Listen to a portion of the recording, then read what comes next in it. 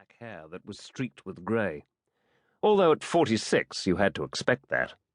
The face was handsome enough, pale from months of hospitalization, but it was in the eyes that the lack of hope showed, no expression there at all. He opened a drawer in the bedside locker, found his lighter and a pack of cigarettes, and lit one.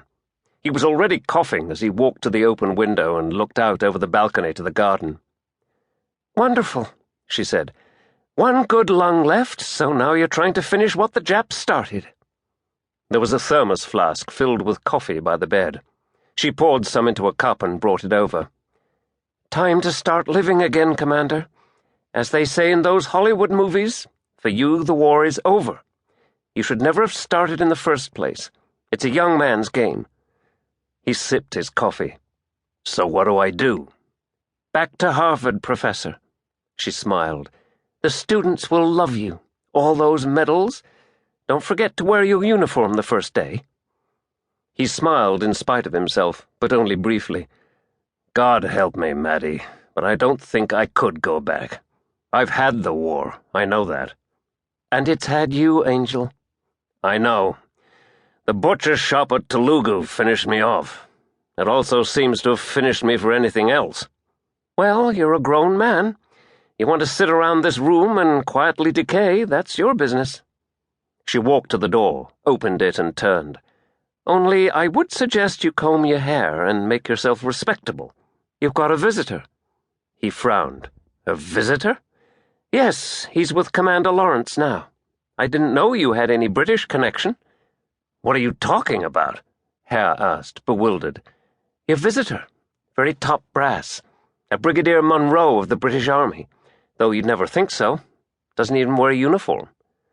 She went out, closing the door. Hare stood there for a moment, frowning, then hurried into the bathroom and turned on the shower. Brigadier Dougal Munro was 65 and white-haired, an engagingly ugly man in an ill-fitting suit of Donegal tweed. He wore a pair of steel-rimmed spectacles of the type issued to other ranks in the British Army. "But is he fit? That's what I need to know, Doctor," Munro was saying. Lawrence wore a white surgical coat over his uniform. "You mean physically?" He opened the file in front of him. "He's 46 years of age, Brigadier. He took 3 pieces of shrapnel in his left lung and spent 6 days on a life raft. It's a miracle he's still around." "Yes, I take your point," Munro said. "Here's a man who was a professor at Harvard. A naval reserve officer, admittedly, because he was a famous yachtsman with connections in all the right places who gets himself in PT boats at the age of 43 when the war starts." He leafed through the pages. "Every damned battle area in the Pacific. Lieutenant commander and medals." He shrugged. "Everything there is, including 2 Navy crosses and then that final business at Telugu.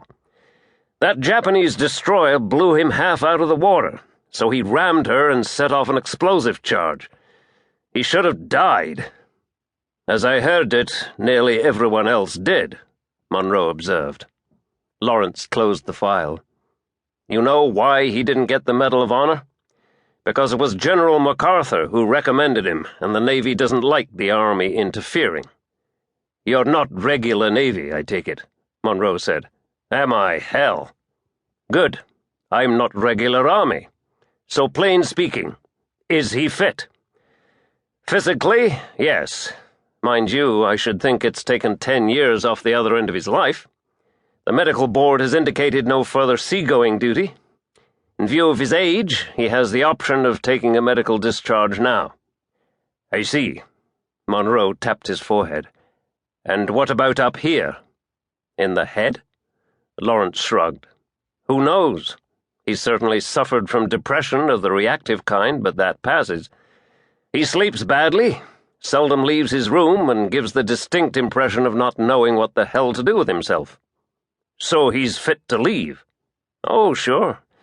He's been fit enough for weeks, with a proper authorization, of course." "I've got that."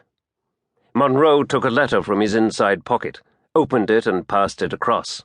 Lawrence read it and whistled softly. "Jesus, it's that important?" "Yes." Munro put the letter back in his pocket, picked up his Burberry raincoat and